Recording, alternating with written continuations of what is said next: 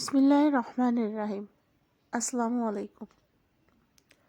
আজকে আমি আপনাদের সাথে অসাধারণ একটি হালিমের রেসিপি শেয়ার করব। হালিম তো কম বেশি আমার সব আপুরাই রান্না করতে জানেন। তো আমি যেভাবে রান্না করি একবার এভাবে রান্না করে দেখবেন যে এর স্বাদ অতুলনীয় হয়ে থাকবে, মুখে লেগে থাকবে।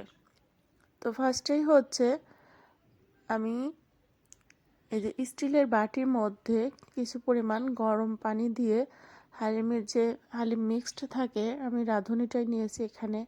তো হালিম মিক্সডের প্যাকেটের পুরোটাই আমি এখানে ভিজিয়ে নিয়েছি। তো আর একটু পানি দিয়েছি, তো দিলে পরে ওই ডাউলের যে মিশ্রণটা ওটা কিছু সময় পরে ভিজে ফুলে উঠবে। আর এইখানে হচ্ছে আমি চিকেনের পিস নিয়েছি। তো হালিমের সাথে যে মশলার প্যাকেটটা থাকে না, ওই গুঁড়া মশলা দিয়ে আর লবণ দিয়ে হলুদ দিয়ে এইখানে হচ্ছে চিকেনটাকে মাখিয়ে রেখে দিব। এখানে মাখিয়ে রাখার কারণ হচ্ছে প্যাকেটের মধ্যে যেহেতু সবগুলোই গুঁড়া মশলা, মাখিয়ে রাখলে এক হবে হচ্ছে চিকেনের মধ্যে মশলাগুলো বেশ ভালোভাবে ঢুকবে, আর দ্বিতীয়ত যেহেতু গুঁড়া মশলাটা কিন্তু সফট হবে, রান্না করতে গেলে পুড়ে যাবে না। আর এখানে আমি কিছু লেগ পিস ব্যবহার করছি, তো এই জন্য হচ্ছে এটার ভিতরে ঢুকিয়ে দেওয়ার চেষ্টা করছি মশলাগুলোকে। আর এইখানে হচ্ছে চুলার মধ্যে একটি প্যান বসিয়ে এতে হচ্ছে দারচিনি, লবঙ্গ, এলাচ আর হচ্ছে কিছু তেজপাতা দিয়ে দিচ্ছি। দিয়ে তারপরে হচ্ছে কিছু পরিমাণ পেঁয়াজ কুচি দিয়ে দিচ্ছি। তো পেঁয়াজ কুচিটা দিয়ে কিছু সময় ধরে নাড়তে হবে। তারপরে হচ্ছে দিয়ে দিলাম এখানে হচ্ছে আদা আর হচ্ছে রসুন বাটাটা।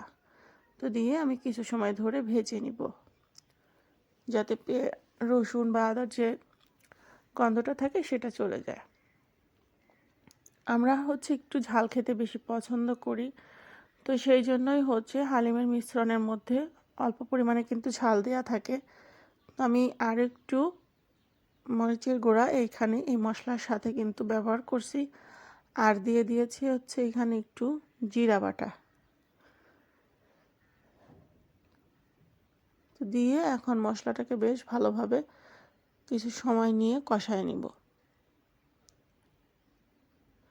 তো মশলাটা কষায় নেওয়ার পরে এখন যে চিকেনটা মাখিয়ে রেখেছিলাম সেটা এই কষানো মশলার মধ্যে দিয়ে দিব।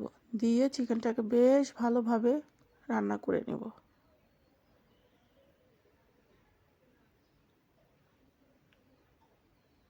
তো রান্না করে নেওয়ার পরে চিকেনটা যখন সেদ্ধ হয়ে সুন্দরভাবে কষানো হয়ে গেছে, ঠিক সেই পর্যায়ে এইখানে হচ্ছে যে ডাউলটা আমি ভিজিয়ে রেখেছিলাম সেটা দিয়ে এই চিকেনের সাথে ভালোভাবে আবারও একটু কষায় নিচ্ছি, যাতে করে ডাউলেরও কিন্তু একটা কাঁচা গন্ধ আছে যেটা বাগার দিলে চলে যায়। আর এইভাবে যদি হালিমটা কষায় রান্না করা যায় ডাউলের সাথে, তাহলে কিন্তু ডাউলের যে একটা কাঁচা স্মেল ওইটা কিন্তু থাকে না।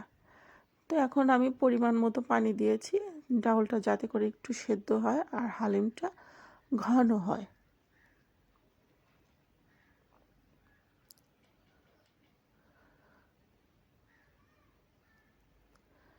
তো এই তো তারপরে নামানোর আগ দিয়ে একটু গরম মশলা, জিরা দিয়ে যে গুঁড়া করে রাখি সেটা দিয়ে নামিয়ে নিয়েছি। তারপরে হচ্ছে এই যে একটু শসা দিয়ে পরিবেশন করছি, সাথে হচ্ছে নান রুটি আর চিকেন ফ্রাই। তো সবাই কেমন লাগছে অবশ্যই বলবেন। সবাই সুস্থ থাকবেন, ভালো থাকবেন। আল্লাহ হাফেজ।